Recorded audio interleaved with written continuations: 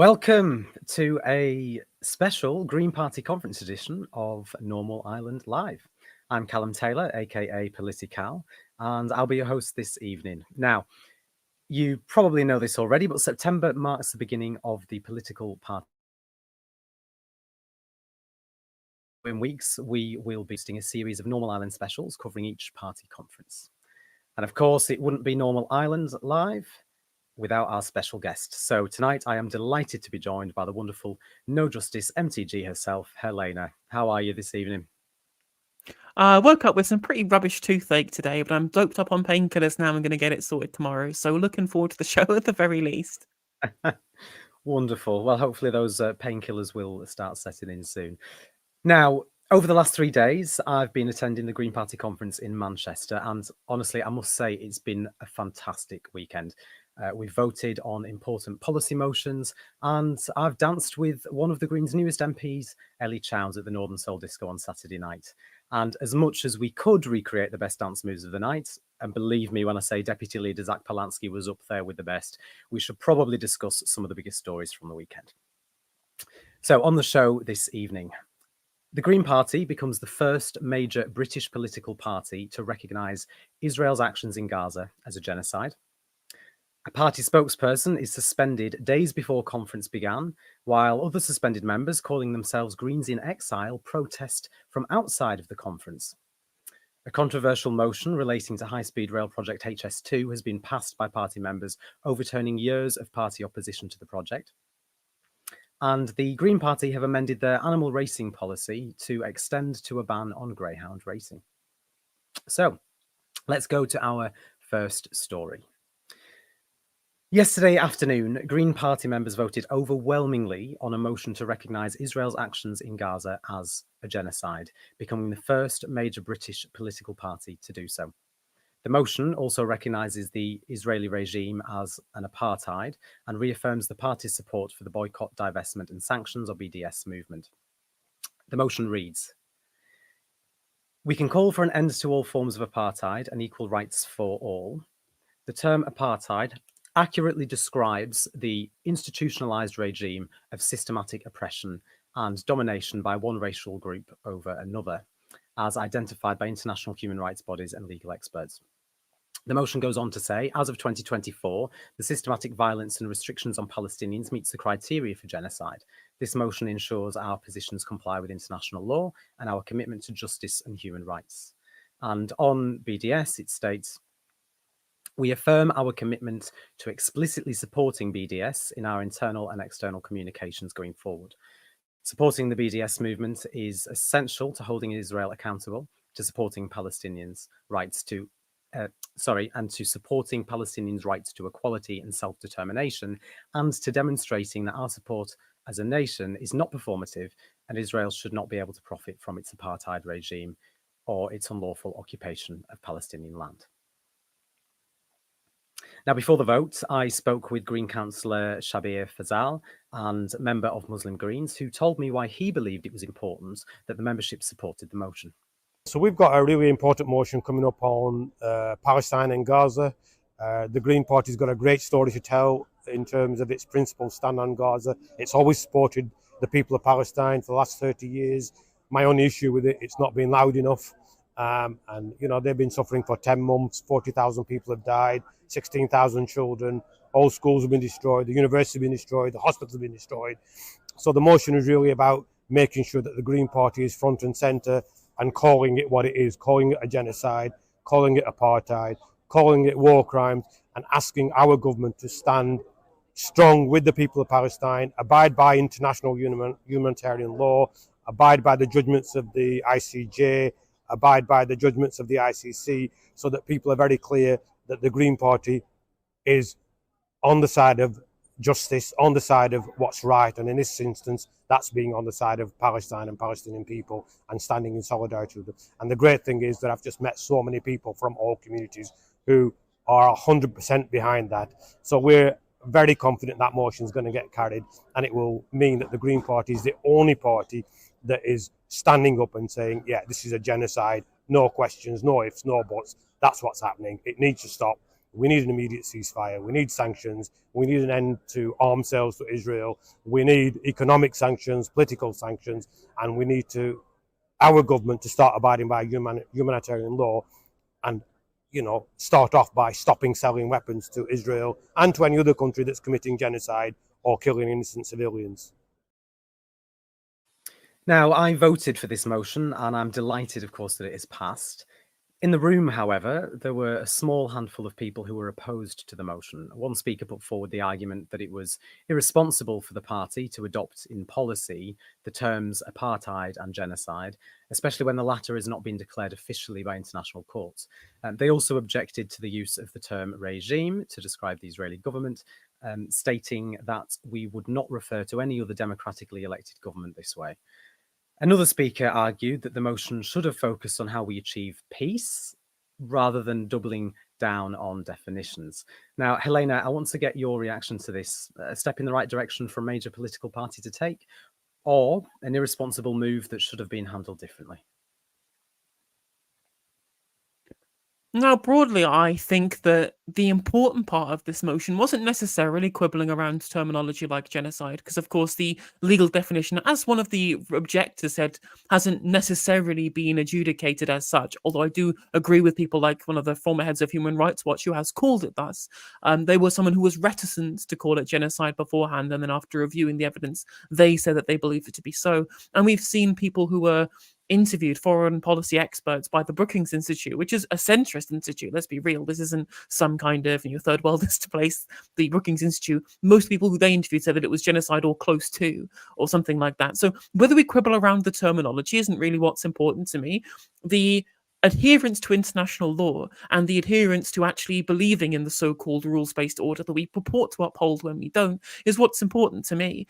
And the condemnation of Israel as an apartheid state and the description of the government as a regime, which may be democratically elected by the people of Israel proper, has never, ever been democratically elected at all by the people of the West Bank who they illegally occupy and continue to illegally annex. This is what's important to me. It's the broad position that the country takes with regards to international matters and geopolitics, regardless of what's happened specifically since October the 7th, in terms of how Israel have campaigned in their war in Gaza, is actually about our position as a country. Do we or do we not stand against the continuation of the occupation of Palestine, which we haven't categorically as a country. We have categorically supported Israel in its annexation. We may sometimes do performative gestures such as sanction the actions of illegal settlers in the West Bank very recently as such. Remember, these things have been going on for half a century. How long has it taken our government or any government of ours to properly condemn the annexation of the West Bank? Well, of course it hasn't. We have continued to sell arms to these people whilst they flagrantly violate international law.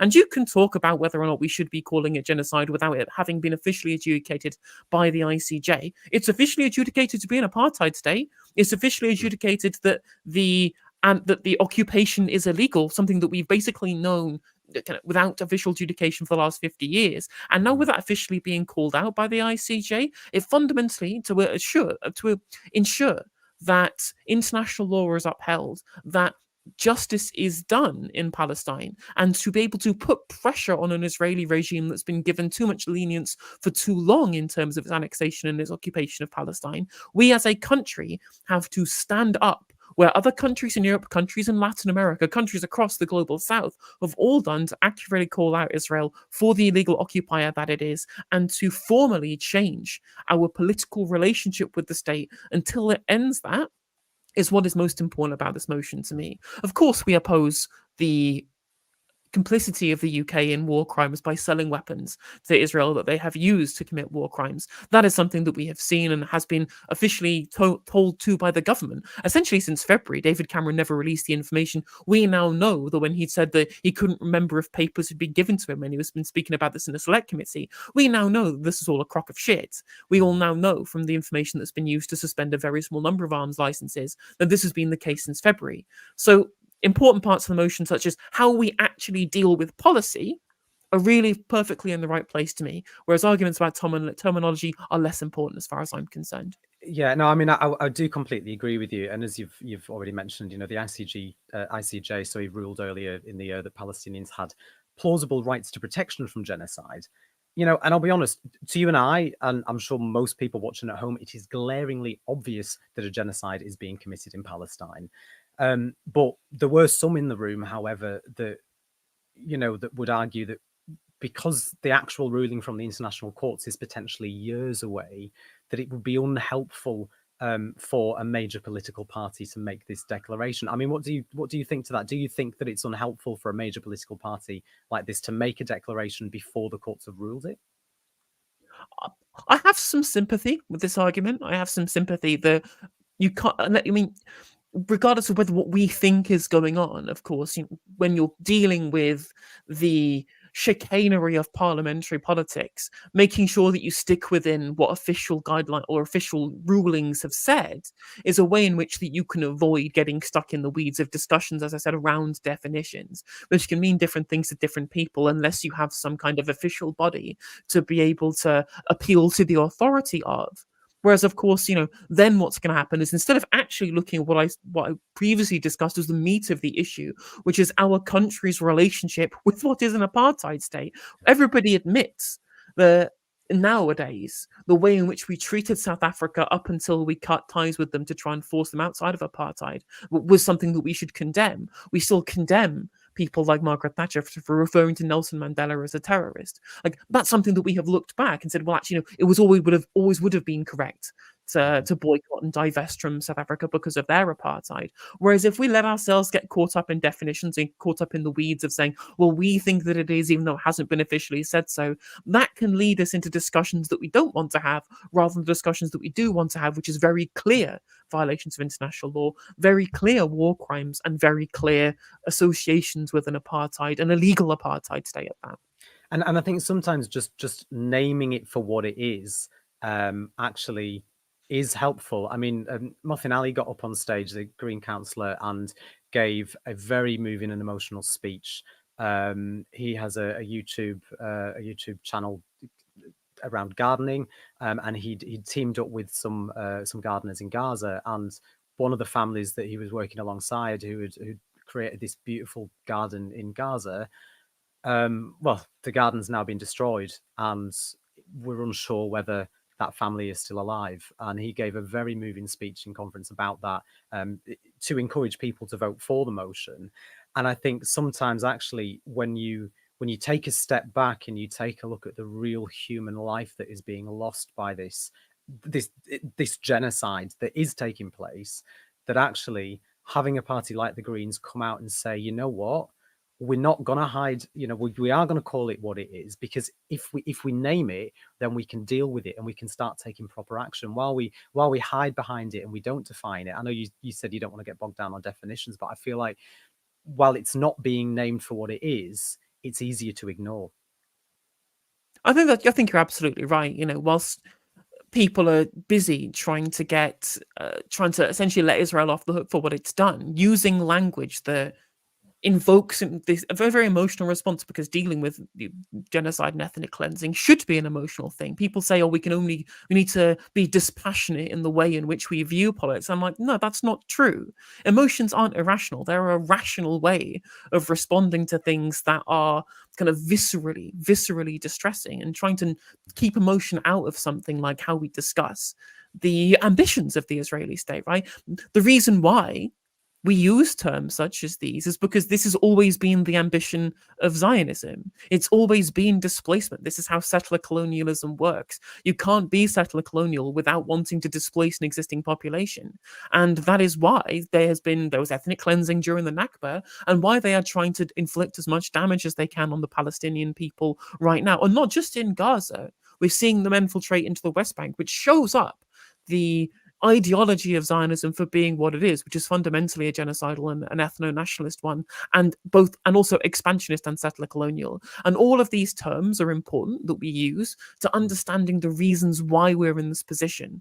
A lot of people, unless you use the anti-Zionist verbiage that I've just used just then, allow people to say, well, actually, this all started on October the 7th. This all started because of a clash of people who just can't get on. I'm like, well, no, the reason why they can't get on is because Zionism is settler colonialism and it's expansionist and it is engaging in an ethnic cleansing campaign to fulfill its ultimate goal of the total ethno-state upon Judea and Samaria, as is written into the Likud manifesto. The Likud party platform is one of the inalienable right of the Jewish people to Judea and Samaria under Zionist orthodoxy. And it's adherence to that orthodoxy between the river and the sea that has led to what we've seen happen throughout Gaza and now in the West Bank over the last 10 months. Yeah, 100%. And like I say, I was really pleased to see that we passed that. There was somebody in the room who walked out just before the vote. Now there was a procedural issue that took place that went on where the chair had essentially said that there will be a procedural motion put forward, and that if you wanted to speak against that, then you couldn't speak against the motion. And then a decision was made democratically, I might add, by everybody in the room when the chair asked that we weren't going to take the procedural motion. So somebody who would have spoken against the motion but wanted to as a procedural motion then wasn't happy about that. But she actually stormed out of conference, said she was going to resign her membership, and shouted at everybody saying that by voting this motion through, we were actually preventing her and the party from being able to be a party of peace. Now, I still haven't quite understood what it was specifically in the motion that she was alluding to in that. But surely it's possible to both call a genocide, call an apartheid regime an apartheid regime, and also then look at ways in which we can get to peace. I mean, the reason why I think that their point of view is nonsense is because the whole point of the motion was to call out the occupation. And there is one route to peace. There is one singular route to peace in this entire conflict, and that is that Israel ends its occupation. That is the single fulcrum in which all of this lies. All of the retaliation from the Palestinian resistance forces that we've seen over the last 50 years has its roots very specifically in the illegal occupation of Palestine. That's it. I don't care whether you have a one-state or two-state solution. I'm ambivalent as long as we get self-determination for the Palestinian people and an end to the violence. But neither of those solutions is possible unless Israel recognizes the existence of the state of Palestine and ends occupying that territory. I personally think that it is fundamentally reasonable to expect Israel to withdraw to the Green Line, make sure that those settlements are vacated, and we ensure the future security of a Palestinian state. But again, the fundamental part that underpins all of this is an end to the occupation, which was called out in the motion. It was called out that the fact that the occupation is the root of the apartheid state too. And to be able to do that, we have to boycott, divest, and sanction, just as we did with South Africa. This is what we called for. And so to say that this fundamentally undermines peace is ridiculous. Yeah, no, I completely agree. I am aware of time, so let's move on to our next story. So, Green Party spokesperson for Health, Social Care and Public Health, Pallavi Devulapalli, was suspended from the party just days before the beginning of conference for comments she made at a general election hustings event when answering a question about hate crimes against the LGBTQ community. Speaking on Twitter, she said, "I received an email from the Green Party on Wednesday, the 4th of September, telling me that a temporary no-fault suspension had been enacted against me, and this meant that I would not be able to attend the Green Party conference or represent the party on social media until the matter is resolved. This decision was taken on the basis of a complaint based on a hustings I attended more than 2 months ago, where the complainant was not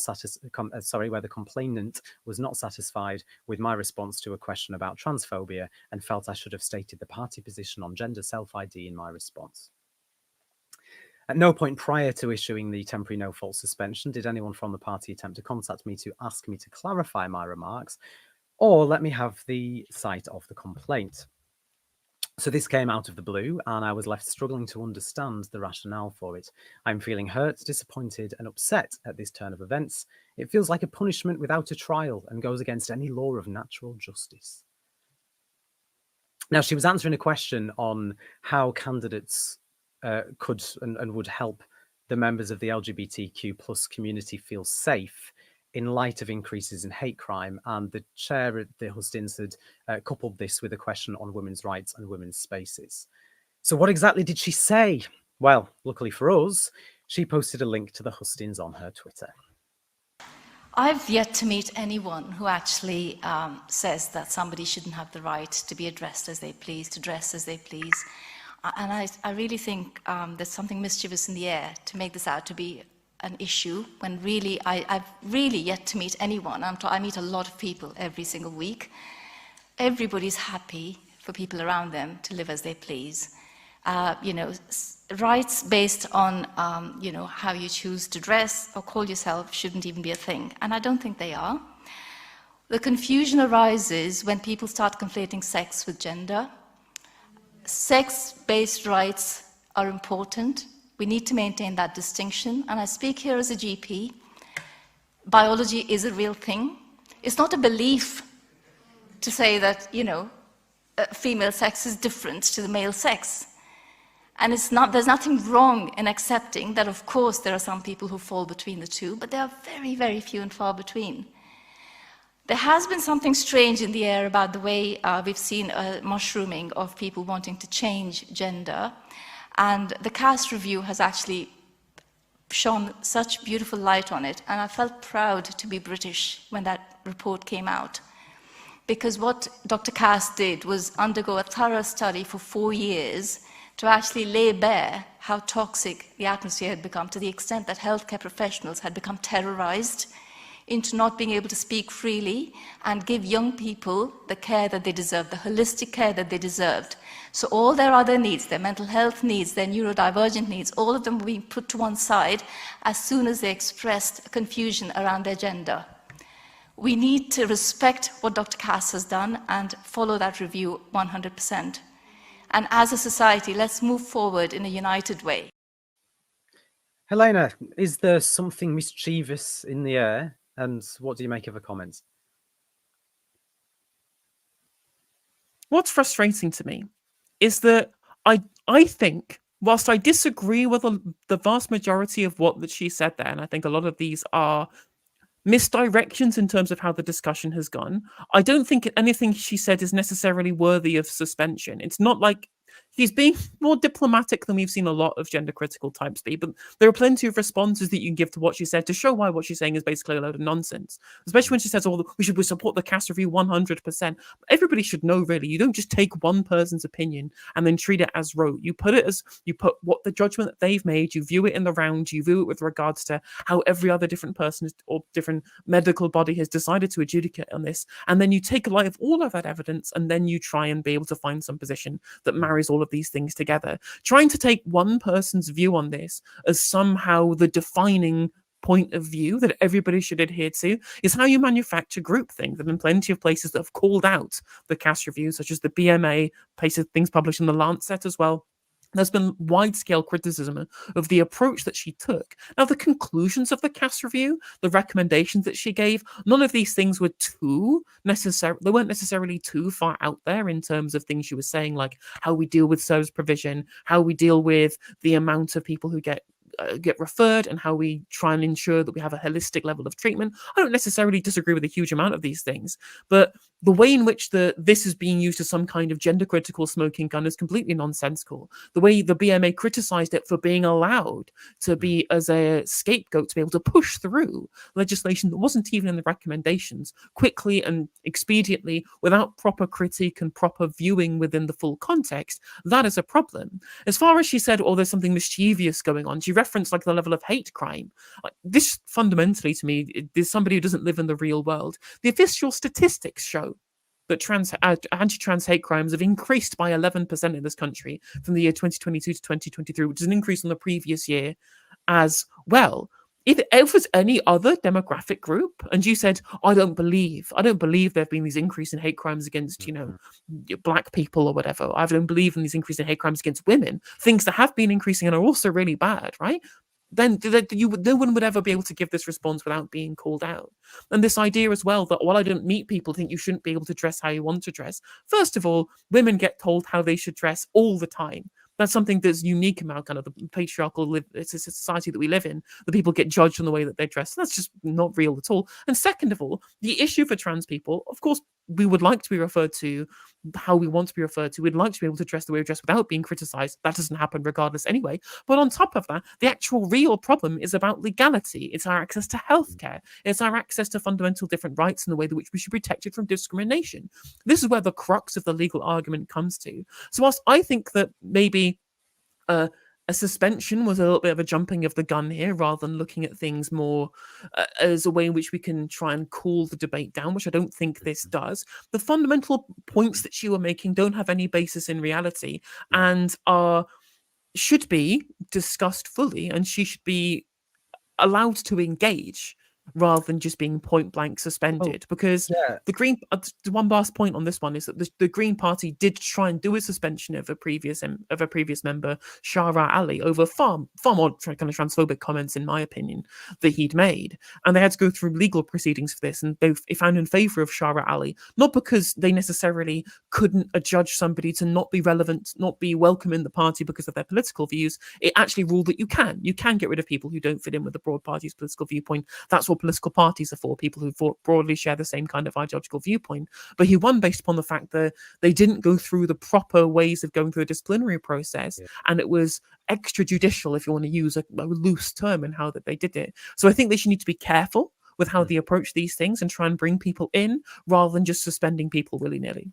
Yeah, and I mean, it's interesting that you brought that up. Obviously, this isn't the first example of someone being suspended from the party over quote-unquote gender-critical views.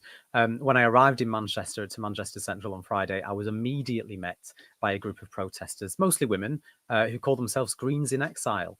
And I spoke with one of them, Mandy, and this is what she had to say. When it comes to what is now called the sex and gender issue, I disagree with gender ideology. Which I see as being saying that a person's gender ideology, a person's gender identity determines whether they are a man or a woman, a girl or a boy, male or female. I disagree with that. From my own 69 years of experience, that is not the case. I've always advocated for anybody to live their life however they want, identify with whatever they want, dress however they want, whatever job, perform, and etc. So we have a problem if the Green Party says trans women are women in every circumstance, trans men are men in every circumstance. We have a problem over health services, for instance. How can the NHS send out calls to women to attend for cervical smears if they have on their books, on their records, that a trans woman is a woman? They will be calling trans women for a cervical smear that is not necessary, and not calling a trans man for whom a cervical smear might be necessary. That is basic advocating of responsibility for the health of the nation to me. So that's one of many, many instances where we have to recognise people's biological sex. I mean, Mandy gave me a leaflet explaining more about Greens in Exile, and let's just say some of the language was, to put it kindly, I would say problematic. I mean, this leaflet makes claims of gender ideologues, which is the term that they used, being elected into positions of power within the party, and claimed that those people were abusing those positions to promote what the exiled called their ideology. And this group are adamant that they are just trying to have a genuine conversation about women's rights, and that their truth is that trans women cannot be women. So I spoke to Zach Polanski, deputy leader of the party, and I put this to him. There has to be a further clause there, which is to tell the truth, but also to take the responsibility that comes with that, to make sure that when you're talking, there are red lines and that you're respecting people's identities and you're making sure that ultimately it's a respectful space for everyone. That does not mean you can't disagree. And in fact, in the party conference right now, there will be disagreements. There's going to be disagreements happening all weekend because we're a democratic party who are one member, one vote. And if you don't have disagreements, then why have you turned up? Because you already knew what the answers were. So that's really important. The second thing is, I can't talk about individual cases because of disciplinary processes, but I'd say more widely this: transphobia is never acceptable. We live in a society where they are some of the most marginalized people in our society and are often left to feel unwelcome or at worst in danger of their life. So I've just given a speech about standing with marginalized communities and working with people, and we will always show solidarity with trans people. I'm not a woman, so it's not up to me to tell women how to feel or what to do. And so we've had lots of conversations in the past about how do we bring people together to have this conversation, and it can't be the responsibility of trans people to have to justify their own identities. But the other tricky bit is it can't be for someone who's not trans, albeit LGBT, to speak for trans people. They need to be in a space that they can speak for themselves. So there's often suggestions like citizens' assemblies and that kind of thing, and I think there's definitely something to be explored there. But I am also skeptical about the idea that trans people need to justify their existence. So for me, just to finish off, I think it comes down to red lines. And the big red line for me, and this is just personally speaking, is about misgendering. If you say that you are willing to have a conversation, you just want to have a conversation, that's great. But if you say within that conversation, I'm not even willing to give someone the courtesy to refer to them by the pronoun that they want to refer to, we can all make mistakes, including me. But if it is purposeful and it's repetitive, then that is clearly harassment. I mean, clearly Zach's right there. I mean, it's one thing to say you want to have a conversation about women's safety, but if that conversation involves refusing to acknowledge that trans women are women and trans men are men, then surely there's a problem. What do you think? I mean, what it speaks to is this kind of utilitarian gap between people on the right and people on the left. Gender critical ideology is fundamentally a conservative one, which believes that things are just so, and making certain exceptions which have broad utilitarian ends is not something they will countenance because they believe it goes against what they perceive to be the truth.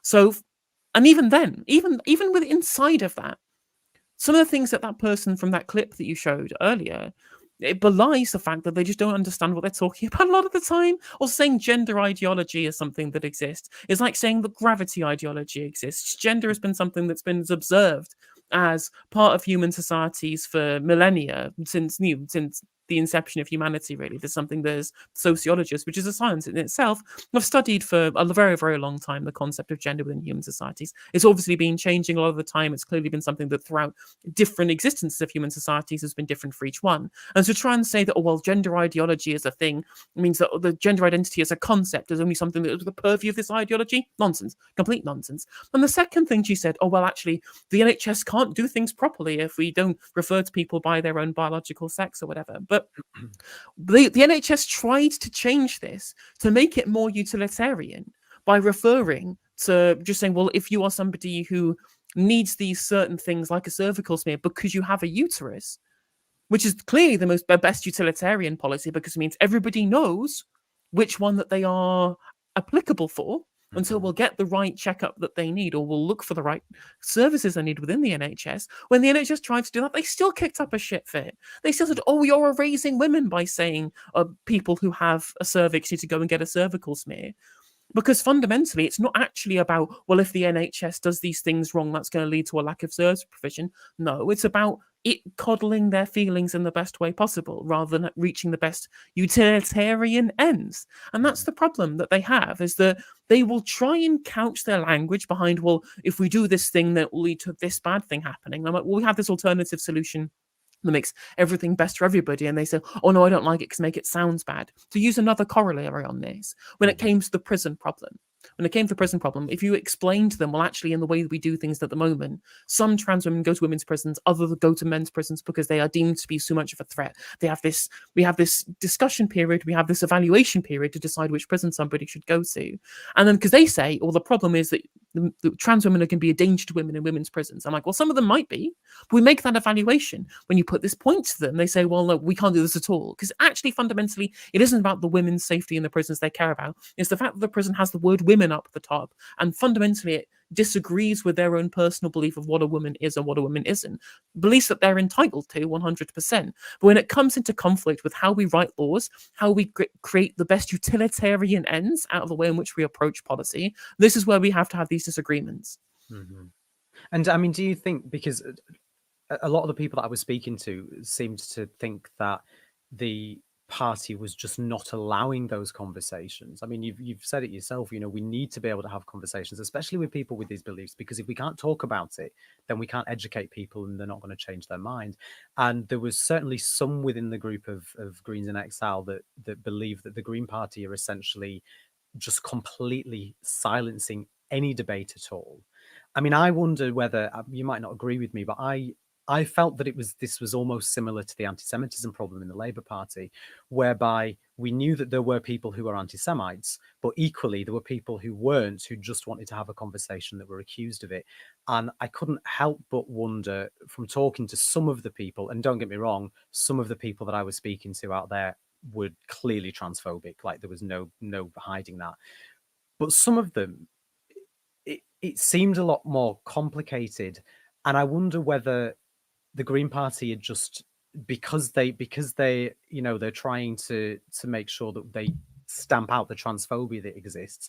I wonder whether they're maybe just going a little bit too far with it, and they're just silencing anyone that even wants to have a conversation about gender. I mean, like you said, the comments that were made by the health spokesperson, they weren't the worst. Yeah, so I fundamentally agree with Zach Polanski on this. Red lines is what's important. Finding the red line and establishing clearly where that red line is. So, for example, I can tell you exactly where that red line is. That's going to come from an iterative process. But right, let's take these two situations. First of all, there was this healthcare spokesperson. I don't think that anything she said was so beyond the pale that it warranted a suspension, personally, in my opinion. Other people may disagree. I don't personally think that, and I think we can have a conversation and try and find out where the point lies and try and win this person round and try and bring them into the fold. On the other hand, for example, there was the previous candidate for Sheffield Central who in my personal opinion, had said things that were fundamentally transphobic in every possible sense of the word. This is my honest opinion. And I think that her removal as the candidate for Sheffield Central was absolutely the right thing to do.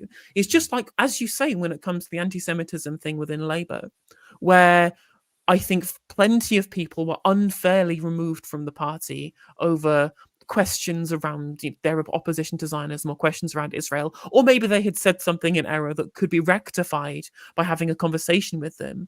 But there are some red lines that shouldn't be crossed, like the red line with Azhar Ali being unsupported as the candidate in Rochdale for being an October the 7th truther, right? Like, that should be a line where I think it's reasonable to get rid of candidates. Like, I'm not opposed fundamentally to getting rid of candidates or suspending members if they cross those red lines. It's just that you get really trigger happy if you make the red line not, if you're too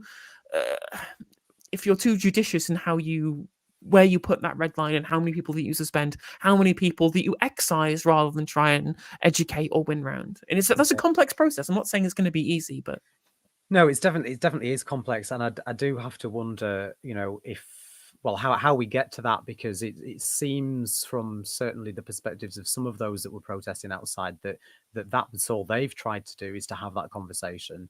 And it appears that there's some sort of silencing going on even at that point. So no, I agree. I think it's important. We need to know where the red line is, and we can't do that if we don't have a conversation on it. But listen, exactly. One last point on this one. One last very specific point on this one as well is that, as well as if you don't have these conversations, when it comes to like borderline stuff, like we saw with this healthcare spokesperson, the comments about mischievous reporting of hate crimes, for example, that could quite clearly underlie a personal level of transphobia by thinking that this is projects to make up anti-trans hate statistics to be able to push forward gender ideology. But we don't know whether she believes that or not based off that statement. If you allow people into the discussion to have those conversations, we may end up getting to the point where they actually reveal these legitimate opinions, because that's what happened to J.K. Rowling. It was, first of all, it was a senior person moment, and then it became, actually, I'm a virulent transphobe. But if you just get rid of people for small things, they become martyrs rather than allowing them to properly elucidate their full opinion. Yeah, 100%.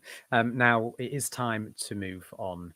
But before we do move on to our next story, I just want to say that if you like what we do, then you can subscribe and share our content. There are now 5 of us contributing to Turn Left. Shout out to the others. However, it is still all voluntary. In order for us to dedicate more time to Turn Left, to upgrade the quality, and to become a fully realised media organisation with press access to all party conferences, which is something we'd love, you can support us on Patreon for £3 or £5. Or you can make a one-off donation at patreon.com. Sorry, that's at ko-fi.com/turn left. That's with a hyphen. That's ko-fi.com/turn left for the one-off donations. Let's grow a socialist media alternative, and why not have you be part of that journey? Now, let's just take a minute to see what you guys have been saying so far. If we could just have a look at some of your comments. So, Double D. The UK has tacitly condoned Israel's aggression actions or inactions speak louder than words. Yeah, 100%. I mean, the fact that they have suspended 30 arms sales out of 150 plus, I think that in and of itself tells you all you need to know about actions. They want to try and pretend that they're doing something about it, but in reality, they need to be a bit bolder than that. Any others? The ICJ did actually mention Israeli actions amount to apartheid in their latest emergency ruling requested by South Africa. Yes, and I think Helena alluded to that as well. I think the quabble that the Green Party member had was specifically in relation to the word genocide. We know that apartheid has been ruled, and also the UN have recognised the apartheid state there for a long time too. Any more?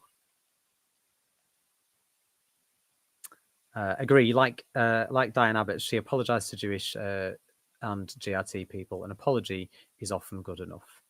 Yeah, and sometimes that is all it takes. And I think if people are given the opportunity to, like Helena said, if people are given the opportunity to talk about it and we can have that discussion, then we can actually work out what people's intentions are. Because sometimes there are people who are well intentioned and they do say the wrong thing. And if they can learn from that and be educated from that, then surely that is a good thing. And I think we're just going to go to one last comment.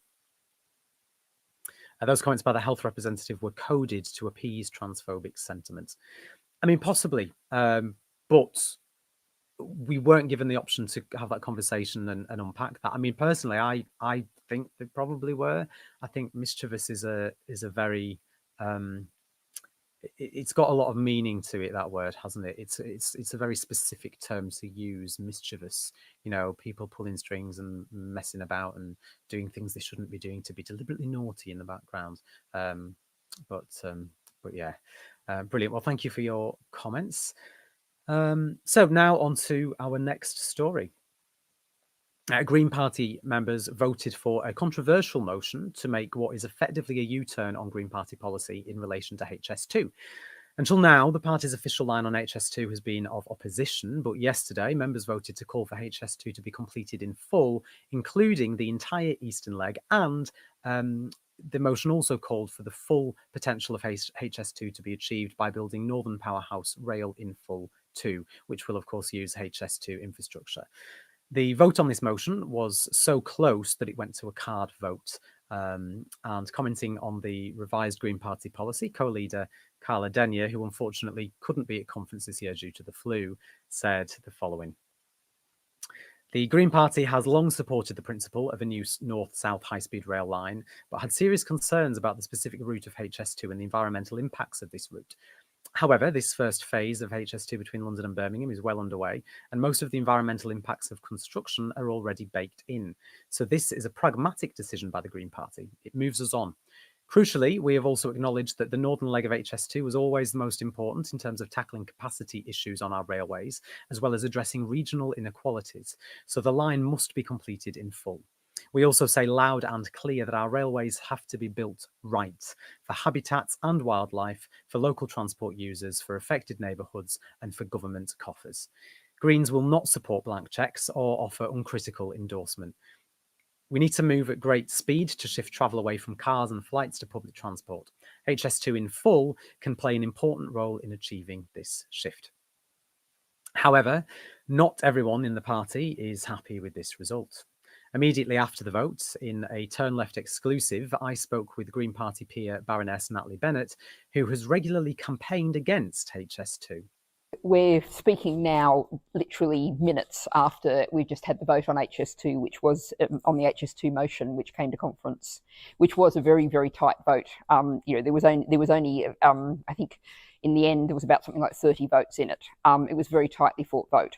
I think the really important thing to say is this is not any kind of endorsement, and I think the proposers of the motion would agree with me, not any kind of endorsement of the gravy train that is the current HS2 construction system.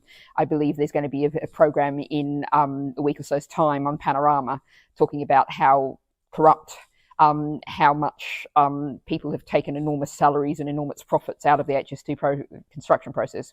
This is not the Green Party endorsing what's been done the way HS2 has been done. However, there is in the party a very strong desire, and I think lots of the debate and lots of the motion, when you look at the detail of it, is focused on the desire for a working northern train system. There's a huge desire, and I share very passionately, and have been talking about it well before this motion, the need to improve east-west train services, particularly Liverpool to Hull and all the points in between across, and people have seen that with some justice, but not, I don't think they're entirely right, that this is all part of a system and they want to see that northern services dealt with. Now, the Green Party doesn't whip, so I am not forced as a person. I will identify that the Green Party has now said broadly we're in favour of that Northern Rail and the HS2, and that's what the Green Party is saying. I will not personally be speaking in favour of HS2. It was an ill-conceived, disastrous project. As I said in the motion, I don't know what my personal view is. I don't know what the best thing to do is now. They have carved through all of that biodiversity, all of the ancient forests. They've poured enormous amounts of concrete, laid lots of steel between Old Oak Common and Birmingham. On a regular basis, I catch the bus past the mess that is Euston, where, in fact, the road that my bus goes on has a two-way traffic system that you have to wait for the lights to change before the bus can get through, because HS2 is just with a blank bit of land, nothing happening, filling that space. I don't know what the best thing to do is. There is a phrase, when you're in a hole, don't keep digging, and there is the sunk cost fallacy, but there is all of that destruction and all of that environmental and financial cost. So I don't know what the best thing to do is. What's really clear is we can't allow the HS2 gravy train to keep rolling on, and we've got to think about how we proceed from here. So, Helena, what do you think about it? Is it about time that the Green Party gets behind HS2, or do you agree with Natalie Bennett that when you're in a hole, you shouldn't keep digging? Thing is, with the sunk cost fallacy is a problem that if you have to double down on the thing that you've done already, things can only get worse. But the actual Carla, who I fundamentally agree with here, the damage on terms of biodiversity, in terms of ecological damage, it's already been done across the route up into Birmingham. Undoing this would be the biggest waste. So much money had already been spent, and I think that Carla Denny very clearly outlined that. To be able to avoid using aviation to be able to get from north to south, especially by trying to expand the route to be as long as possible north to south, is the best way of trying to ensure that we have an ecologically tenable future, even if it has dealt some damage to our local ecology in the short term and how that they've built the route. And again, that cost has already been paid. If we ditch the project, then we would be incurring all of that environmental cost absolutely for nothing. So I think that the idea that we don't know how we should proceed at the moment, I can understand why Natalie Bennett takes this position, but I think it's an excellent pragmatic position in terms of policy, in terms of utility, and also in terms of electoral politics as well. One of the biggest complaints, whenever I try and convert somebody to being a Green Party member, say, don't vote Labour, they're not good on social justice, they're not good on public policy, they're not good on macro finance, right? If you really want progressive politics, you have to come to the Green Party. The first thing they always say to me is, oh, but they don't support an HS2. And now I don't have to deal with those arguments anymore, which is good for me.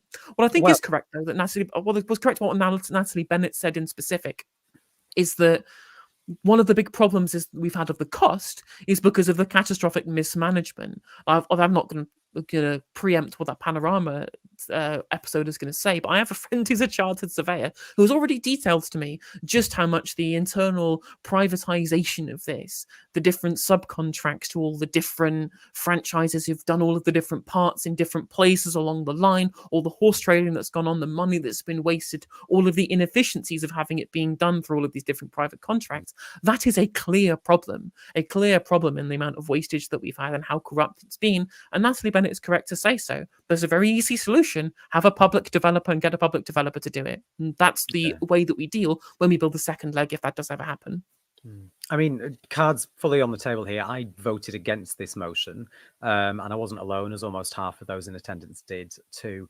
But I do see both sides of the argument. I mean, there was a point during the vote, before the vote, when I almost abstained, and then I teetered one way, and then Natalie got up and spoke, and she sort of swayed it for me in the other direction. But there was actually an attempt to bring this back to the AGM to be discussed further before it was voted on, which is something that Natalie was actually trying to make happen. But the members didn't want that. So, but as you've alluded to, I mean, this project has undeniably been a complete shambles until now. Natural habitats have been destroyed and just left empty. Millions of pounds of taxpayers' money has been wasted. That, in my opinion, would be better off being used, to be invested into local transport links, because we know there needs to be massive improvement there. Not to mention as well the number of people that have been kicked out of their homes as a result of compulsory purchase orders. But that said, opposing projects like this can, and it often does, give Greens a reputation of NIMBYism. And earlier in the day, so prior to the HS2 vote, I managed to also get a very quick interview with the party's co-leader, Adrian Ramsey. Like I say, Carla unfortunately had the flu, so couldn't make it. But I did ask Adrian how the Greens can move forward from accusations of NIMBYism. Well, we have a really clear set of policies, including in relation to planning, and the planning system is there for good reason, because planning applications need to be scrutinised, of course, in the context of overall planning policy. But I don't want to have a system where, say, housing applications are just waved through. I want to see more housing, but I want it to be good quality housing. I want it to be affordable housing, built to the right standards to keep people's bills down, but also with the right infrastructure that's needed. And that just doesn't happen at the moment. And my concern with Labour's approach is it could risk them giving a blank cheque to developers who are already making huge profits when people are being priced out of being able to live in their own communities. So it's about having the right sort of developments that Greens actively want to see. We want more affordable housing. We want the right types of energy being developed. We want to support local businesses that are the lifeblood of our local economy, but we've got to do that in the right way. Now, obviously, Adrian spoke there about housing, but since we posted our exclusive with Natalie on Twitter yesterday, many people have accused her and the Greens in general of being NIMBYs in relation to Natalie's stance and roughly half the party on HS2 as well.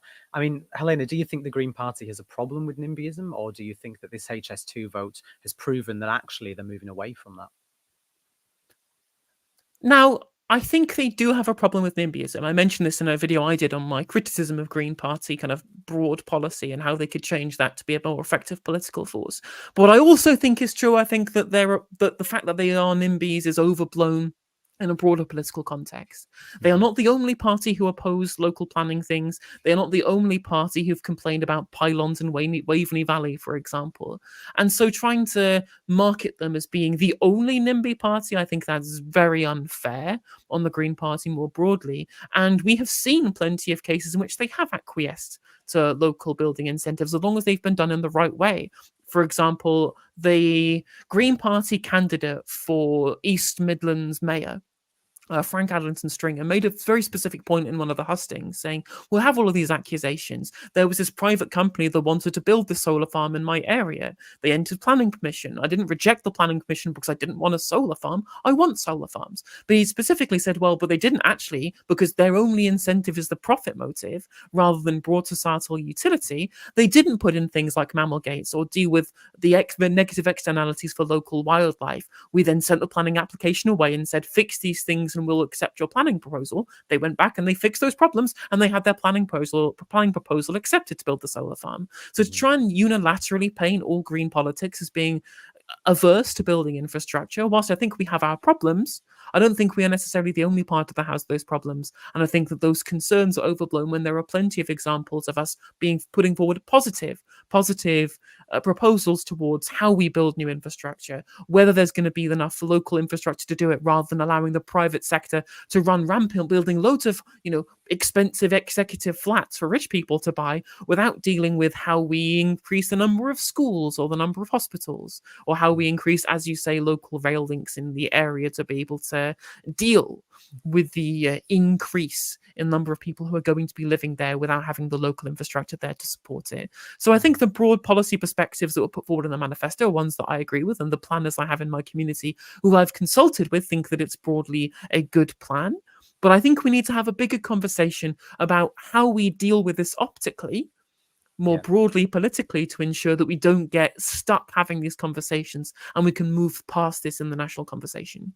Yeah, I mean, Zach alluded to something in one of the panel discussions that I went to on this point, where he said that often what people don't see as well is what else is going on in the background. For example, on housing, that the people that are being paid to build the housing, the housing development company, the private companies that are being paid to do this, in some cases are also big donors to other companies and other entities that are working to directly contradict everything else that the party stands for. So it's difficult to support a project that's going to give millions of pounds to a company that is then going to give that money somewhere else that's going to contribute to destroying the environment or destroying local habitats or whatever it might be.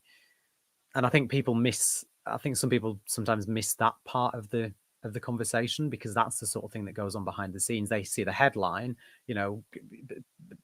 Green Party politician blocks development, but they don't sort of get into the details of it sometimes.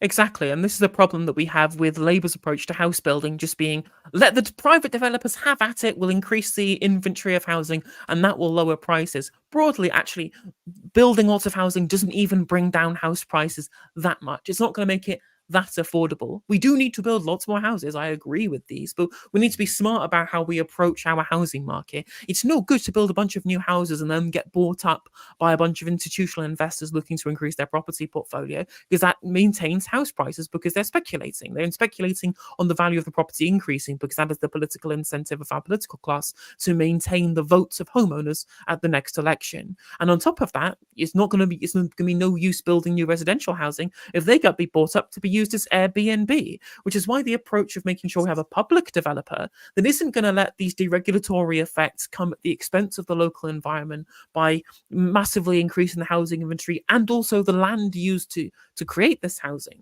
when we could have high quality, high density, ecologically friendly and well designed and well built, so there's not ecologically damaged social housing that would decrease rents for everybody because it would increase the inventory of housing, wouldn't be bought up by institutional investors and people looking to make a quick buck off of Airbnb, would be genuinely affordable for the people who really desperately need it, because we sold off a bunch of council housing because of right to buy.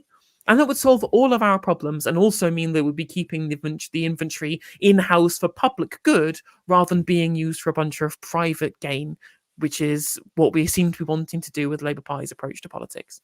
No, 100%. Again, we need to move on.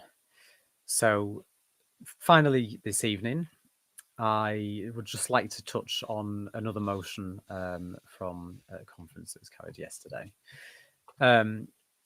Well, actually, it's less of a motion. It was an amendment to existing policy. The Green Party membership voted yesterday on an amendment to the animal racing policy, which would now support a ban on greyhound racing. And I spoke with Trafford councillor Hannah Spencer, who was also the Green candidate in the Manchester mayoral elections, about why this change in Green Party policy was particularly important to her. So when I, going back a couple of years ago, because I've only been in the Green Party a couple of years, like a lot of people, I felt politically lost, and I was looking for the party that felt closest to what I believe in, because I think we'll never find the perfect party. Like, you've got to pick the one that's closest to what you believe in, and it absolutely was the Green Party for me. But there was one thing that wasn't quite what I believed in, and that was our greyhound racing policy. It was just a bit outdated, and it needed updating, I thought, to call for a ban. And the absolutely remarkable thing. One of our strengths as the Green Party is that policy is all created by members. So as soon as I joined, I realised I can change this policy, and I set out on a path to do just that. And it's been about 18 months in the making. A lot of us, we've had so much support from our leadership. Zach Polanski in particular has been a huge advocate for the Greyhounds. And very emotionally, we've just stood in there and almost unanimously all voted to pass that policy. So from today, we're now able to say that we're we're the first party in England and Wales to say we would explicitly call for an end to greyhound racing. So I have 3 currently. Shout out to them. William, Elsie and Olive. I know you might be at home watching this, or you might be asleep. But my first greyhound, Graham, who I homed, he was my introduction to greyhounds, and he taught me a lot about myself, but a lot about the greyhound racing industry, and I owe everything really to him. But I lost him last year, a week before conference in Brighton. So yeah, I had that very emotional moment where I just remembered that I had the joy of having Graham, and I just want every greyhound to have that chance in life. So I'm just absolutely delighted and very emotional that we finally got it and we've passed it.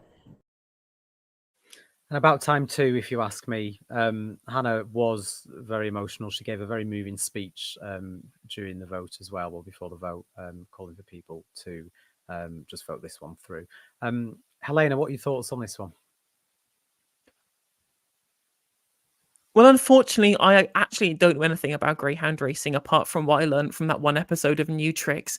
So broadly, I think that most kinds of animal racing have a certain element of animal cruelty to them in my tangential understanding of how these things go about. So as somebody who thinks that animal rights are important, I can understand why people would vote for these things. And actually, I think broadly across the country, there is a lot of sympathy.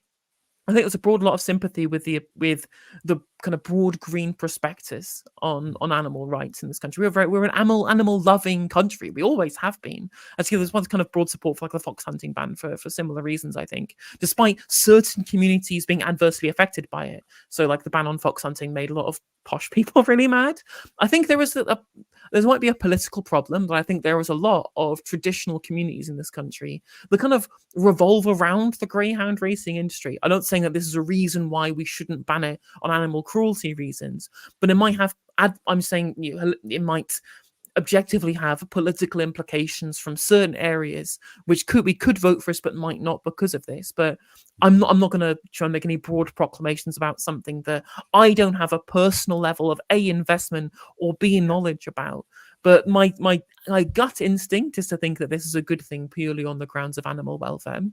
Yeah, I mean, I think one thing that was clear from when we were hearing the speeches prior to the vote was the breeding element and the number of greyhounds who are bred specifically for racing, and then they're obviously trained and they're forced to run sort of anti-clockwise around the track, which can create a lot of physical problems with the bones, with the muscles, with the way that the bodies work, and it can be quite harmful and quite damaging for them. So the sort of the bigger concern around this is also one of animal welfare too.